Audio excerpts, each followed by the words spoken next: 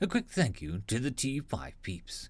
Bob the Dragon, Datamagnet, Cat Crab Lobster, DuckMachine, Try Again 95, Astraya the Dreamer, Mezec, Feudic Jarl, Germanchemist, Casper Arnholtz, and Chaos to Must. Thank you very much. The Fall of Earth, written by yousureimnotarobot. We would have won if they had not found us first. We would have chewed them up and burned the very dirt that they sprang from. But we were not the first. They had eaten 1,000 worlds before they met us. The very first fleet we burned was just the beginning. Then 1,000 more fell upon our people and took our worlds. Scum with no politics or mercy. Just a gaping hunger in space, eating everything beautiful. And, the fleet ambassador looked up in the interruption. Sir, they are here. General quarters have been called and the crewman looked at him straight in the eye. All hope gone. Just a merciless humanity that had all become. Sir, you have orders to give to the worlds. The Admiral wants me to escort you. Killian flinched at that, worried that he might fail. His word would burn the work of 1,000 years, the very home of man. He stood up slowly as the crewman stepped forward. Sir, you must surrender your weapon. The crewman's face was as grey as the stone in his heart as he carefully pulled his pistol from his holster and left it on the desk. It would be there when he returned to his office. They weren't that cruel, as long as he gave the orders first. Send a message to Earth. Give the Xenos our intel and get them off our planet. Now! Gideon watched as the Earth fought back, as his fleets and his people tore the enemy into shreds, gleefully burning their twice-damned ships, killing the seeds within. They didn't bother with the warrior class. That was for later. The fleet wanted to kill the infection before it reached home. So many ships. The Venants panicked, fecking up even more than their decision to fight here, to try and kill Earth. Earth with its billions of defenders. He almost felt hope for a brief moment as the center ship cracked and exploded and another generation of Venants were cast into the vacuum to die choking. He smiled at the sight. He heard the nav officer first, standing not 2 meters away and speaking to the Admiral. Sir, I have incoming enemy fleets. The man scrambled his senses, trying to pin down the invaders. Then he stopped and went silent for a moment. The Admiral snapped at him. From where? I need more than that for feck's sakes. The nav officer turned to the Admiral and saluted. From everywhere.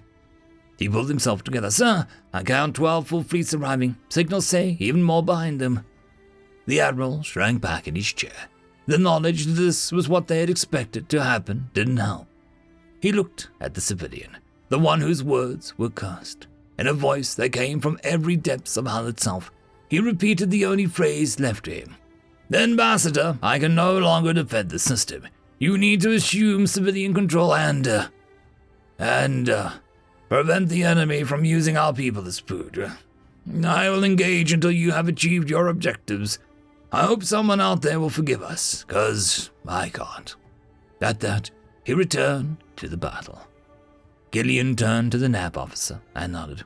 You are excused.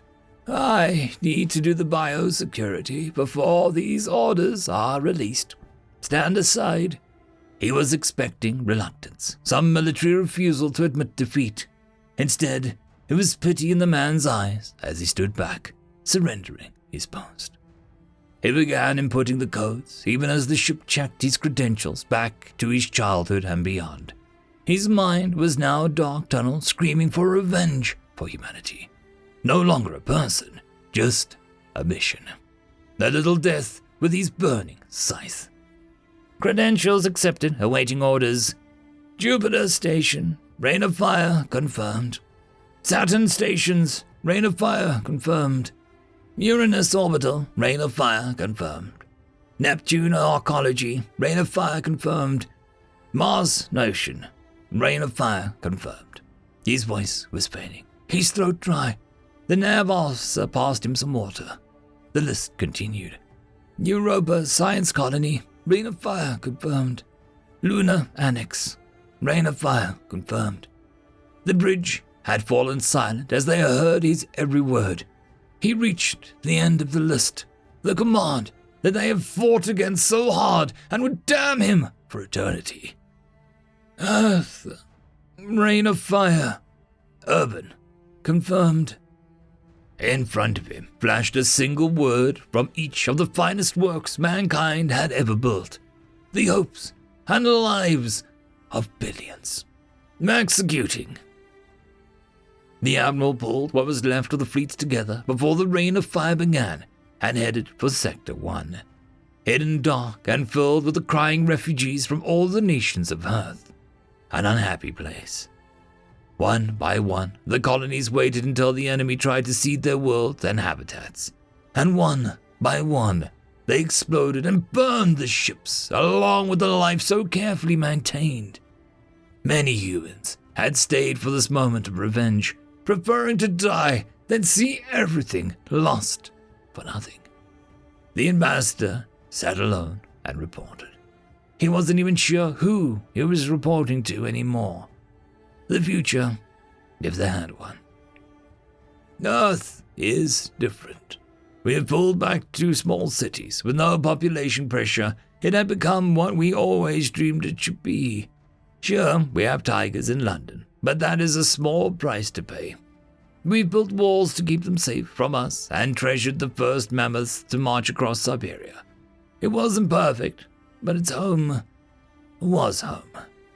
I blew up the cities. It was too much to ask me to hurt the animals. We are the last humans alive in our system. But now, humans must live amongst the broken rocks, a dead space, for a while, until we can destroy this evil. Farewell, Earth. Now lost to the sight of the remains of Earth fleet as it fled, all the security protocols invented by the devious engineers and soldiers of Earth space began attacking. Every Venance fleet was met with the sudden solar flares, exploding moons, burning worlds. A fitting but pointless endeavor. The victorious enemy sat above Earth itself, finally. The seeding began. Millions of eggs rained down on Earth, ready to hatch and devour all. The rats were waiting. Earth had been engineered for 300 years to rebuild what had been so carelessly thrown away. With no need for food from the soil, with no reason to even stay on the planet if you wished to travel, Earth had become a wild place. Overseen and loved, but not exploited. After much discussion, it had been decided to revive any animal that could coexist with mankind. No dinosaurs, but the megafauna that we had probably eaten, and the seas would be returned to their proper wealth. The Venance rained 1 billion eggs onto our seas, and not one made it to adulthood. The dolphins danced as they hunted the scuttling strangers, sharing the feast with the orca cousins. The bugs poured out of the plains of Argentina and met the ants and termites, older, wiser, and better armed. Dragged beneath the ground, they fed a new generation. The dispossessed pigeons of London wrought havoc amongst the newcomers, as did the seagulls exiled from the coastal towns. The earth was undefended, but never unarmed. The wolf packs in Canada howled as a pack of strangers tried to move across the territory and hunted them slowly to inevitable death. The elk kicked them apart. The giant sloth defended its burrow with 9-inch bladed claws. The black bears preferred them to salmon. The ships of the despised enemy landed and released their call of deathly silence.